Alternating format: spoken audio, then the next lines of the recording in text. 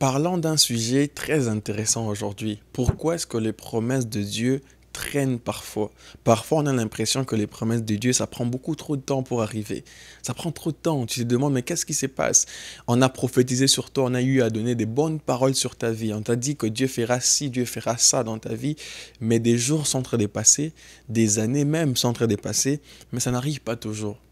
La question qu'on doit se poser, c'est pourquoi? Pourquoi ça prend autant de temps? Pourquoi est-ce que deux fois, lorsqu'on prophétise sur toi, ça prend autant de temps? On t'a dit que tu vas voyager, on t'a dit que tu auras ton mariage, on t'a dit que tu auras ceci, cela, mais tu as l'impression que ça prend trop de temps là. Qu'est-ce qui se passe en réalité? C'est de cette question que nous allons essayer de répondre aujourd'hui. Loin de moi l'idée de me dire que je pourrais donner toutes les raisons que possible. C'est vrai qu'il y a autant de raisons par rapport à ça parce que chaque cas est différent.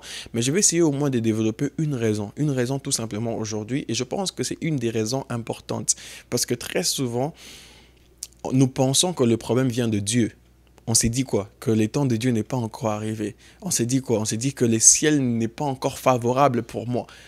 Alors qu'il est possible que Dieu a déjà eu à faire sa part, mais que toi, tu n'as pas encore eu à faire ta part à toi. Oui, parce que dans la bénédiction de Dieu, il y a aussi ta part à toi des participations. Dans la bénédiction de Dieu, il y a aussi ta part à toi des contributions. Lorsque Dieu te dit qu'il fera de toi un grand homme, une grande femme, toi aussi de ton côté, tu dois faire certaines choses pour que cela puisse arriver. Très souvent, nous pensons que lorsque Dieu nous donne une prophétie, lorsque Dieu nous donne une bénédiction, nous, on doit croiser les bras et tout va arriver comme ça. Non, ça ne marche pas comme ça.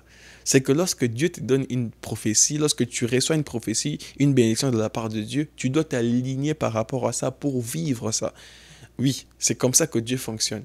C'est comme ça depuis le commencement, lorsqu'il a créé l'homme, il a voulu que l'homme soit co-ouvrier avec lui. Il pouvait lui-même nommer tous les animaux, mais pourquoi est-ce qu'il a laissé à l'homme de les faire? Parce qu'il voulait que l'homme soit co-ouvrier avec lui. Dans ta vie aussi, dans ce que Dieu veut faire dans ta vie, il veut que toi aussi tu puisses participer à cela. Dieu t'a dit que tu seras un grand ingénieur, mais tu dois apprendre l'ingénierie pour devenir ingénieur. Lui, il fera en sorte que les portes puissent s'ouvrir lorsque le moment sera venu, mais toi, tu dois apprendre certaines choses, tu dois grandir. Regarde comment la Bible dit ça, c'est Paul qui est en train d'expliquer. Il dit que aussi longtemps que l'héritier demeure un enfant, il ne diffère en rien d'un esclave. Tu es pourtant héritier, tu mérites d'avoir tout à la maison, mais tant que tu as encore la mentalité d'enfant, tu ne diffères en rien d'un esclave. La question que j'ai pour toi, par rapport à la bénédiction que tu attends, par rapport à la prophétie que tu attends, est-ce que tu es suffisamment mature pour recevoir ça? Tu vois comment ça devient compliqué. Est-ce que tu es suffisamment mature pour recevoir les types d'argent que tu veux avoir, les montants que tu veux avoir? Est-ce que tu es suffisamment mature pour ça? Ou bien cet argent que tu vas recevoir, cette bénédiction que tu vas recevoir, va te tuer après? Est-ce que la bénédiction que Dieu veut te donner, est-ce que tu es prêt pour ça? Est-ce que tu es vraiment prête pour ça? Regarde ta maturité à toi personnelle. Regarde lorsque tu touches des certains montants, qu'est-ce que tu en fais? Lorsque Dieu t'élève un peu, qu'est-ce que tu en fais? Est-ce que tu es mature pour recevoir plus que ça? La Bible dit clairement que c'est à celui qui est fidèle dans peu de choses qu'on confie des plus grandes choses. Regarde les peu de choses que Dieu t'a déjà donné. Comment est-ce que tu as eu à gérer cela? Est-ce que tu es un bon intendant ou bien tu es un très mauvais intendant? C'est vrai qu'on veut tous être riches, on veut tous être bénis, on veut tous atteindre un certain niveau. Mais Dieu ne veut pas que lorsqu'il va nous faire arriver là-bas, que cela puisse nous détruire. Parce que ça, c'est le cas de beaucoup de personnes. Les personnes qu'on a élevées, que Dieu a élevées, mais ces personnes sont mortes après. Est-ce que toi, tu es suffisamment mature pour les types de bénédictions que tu es en train d'attendre? Parce que très souvent, on pense que c'est Dieu les problèmes, alors que ce n'est pas Dieu, c'est nous en fait. Nous sommes encore des enfants. On n'est pas digne de recevoir l'héritage qui nous est dû pourtant. Mais tu n'es pas encore prêt pour ça, parce que ça va te détruire. La question que tu vas me poser maintenant, c'est qu'est-ce que je vais faire? Qu'est-ce que je peux faire maintenant? Tu dois grandir. Paul expliquait ça comme ça dans le livre de Corinthiens, 1 Corinthiens 13. Il dit, lorsque j'étais un enfant, je parlais comme un enfant. Je pensais comme un enfant. J'ai raisonné même comme un enfant. Mais lorsque je suis devenu adulte, j'ai fait disparaître ce qui était de l'enfant. Qu'est-ce que Paul dit? Il dit que lui, il a fait disparaître ce qui était de l'enfant. Tu veux grandir, c'est à toi de faire disparaître ce qui était de l'enfant en toi. Ce qui est de l'enfant en toi, c'est à toi de faire disparaître cela. Ne t'attends pas à ce que ça viendra comme ça. Ce n'est pas parce que tu grandis en âge que tu deviens mature. Non, pas du tout. L'âge physique ne détermine pas ta maturité. L'âge physique ne détermine pas ta maturité spirituelle, ta maturité mentale, ta maturité émotionnelle. Tu dois grandir sur tous ces aspects-là. Il y a des gens qui ont 50 ans, mais ils ont l'âge mental d'une personne de 20 ans. Parce que l'âge physique ne détermine en aucun cas la maturité sur les autres plans. Tu dois grandir, si à toi de faire disparaître ce qui est de l'enfant. Regarde ta vie, fais l'évaluation. Tu sais très bien que sans évaluation, il n'y a pas d'évolution. Si tu veux grandir, tu dois faire d'abord l'évaluation. Fais l'évaluation de toi-même. Regarde les aspects où tu parles comme un enfant, où tu penses comme un enfant, où tu raisonnes comme un enfant. C'est justement là que tu dois apprendre à faire disparaître cela. Alors, tu veux grandir. Premièrement, tu dois arrêter de parler comme un enfant. Oui, arrêter de parler comme un enfant. Tu ne dois pas dire certaines choses à certains endroits. Certaines portes qui sont fermées pour toi maintenant, c'est parce que toi-même, tu as eu à trop parler et ça a fermé certaines portes. Oui, certaines portes qui devaient normalement être ouvertes pour toi, mais ça a été fermé parce que tu as eu à trop dire dans certains endroits. Tu as eu à trop parler à certains endroits. Tu as eu à critiquer certaines personnes que tu ne devais pas critiquer. Ce n'est pas parce que les gens critiquent autour de toi que toi aussi je dois critiquer. Non, pas du tout. Ne tombe pas dans ces pièges-là. Ce n'est pas parce que les gens parlent du mal d'une certaine personne, toi aussi tu dois forcément parler aussi du mal.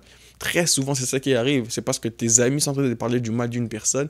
Toi aussi, tu entres dans ces jeux-là, tu parles aussi du mal. Alors que c'est pourtant cette personne-là qui pouvait t'introduire à une autre personne qui va ouvrir certaines portes. Tu ne sais pas comment est-ce que Dieu a prévu de faire les choses. Alors ne tombe pas dans le piège de parler comme un enfant. Et pour ne pas parler comme un enfant aussi, tu dois acquérir certaines informations. La raison pour laquelle tu parles comme un enfant, ou lorsque tu parles, on a l'impression d'entendre un enfant, tu dois acquérir certaines informations, certaines connaissances. On est dans un monde qui est rempli de connaissances un peu de partout, mais ce n'est pas toutes les connaissances, toutes les informations qui sont importantes pour toi. Sache capter la bonne information. La bonne information. C'est quoi la bonne information pour toi par rapport à la promesse que Dieu t'a donnée? Dieu t'a dit qu'il fera de toi un grand businessman, une grande femme d'affaires. Tu dois avoir les informations par rapport aux affaires. Tu n'es pas obligé de savoir qu'est-ce qui se passe, je sais pas moi, chez tes voisins par exemple. Ça, c'est pas important pour toi. Toi, concentre-toi sur les bonnes informations qui sont importantes pour ta vie, pour la promesse qu'on t'a donnée. Oui, les bonnes informations. Et aussi, qu'est-ce que tu dois faire? Tu dois aussi discipliner tes oreilles, tes yeux. Oui, tu dois discipliner tes oreilles et tes yeux. C'est très important. Tu ne peux pas te permettre aujourd'hui de tout regarder, de tout entendre, d'être là en train d'entendre de partout. Non, la foi vient de ce qu'on entend. Et la Bible dit aussi clairement que l'œil est la lampe du corps. Quelles sont les informations que tu fais entrer dans ta vie? C'est ça justement qui t'empêche d'atteindre les niveaux que Dieu veut que tu puisses atteindre pour recevoir ta bénédiction. Et aussi pour finir, tu dois bien gérer tes amis, ta compagnie. La Bible dit clairement que les mauvaises compagnies corrompent les bonnes mœurs. Tu peux bien être une bonne personne, mais si tu es entouré des mauvaises personnes, tu finiras par être pourri aussi. Une orange mûre, peu importe son degré de maturité, si on les met à côté des oranges pourries, elle finira aussi par pourrir. Oui, elle finira aussi par pourrir. Tu dois discipliner les gens avec qui tu passes ton temps. Tu ne peux pas passer ton temps avec tout le monde. Non, non, non, non.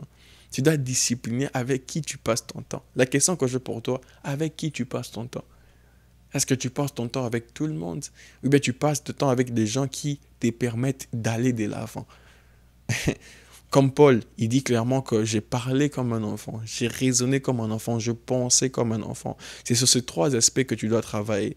Parler comme un enfant, raisonner comme un enfant, penser comme un enfant. Et pour ça, tu dois acquérir les bonnes informations, discipliner tes oreilles, tes yeux, tu dois discipliner cela. Tu dois aussi gérer les gens avec qui tu passes ton temps. Parce que de la même manière que les gens, certaines personnes peuvent te pousser vers le haut, certaines personnes aussi peuvent te pousser vers le bas. Alors toi, tu dois faire la bonne différence et ne pas tomber dans le piège d'être avec tout le monde.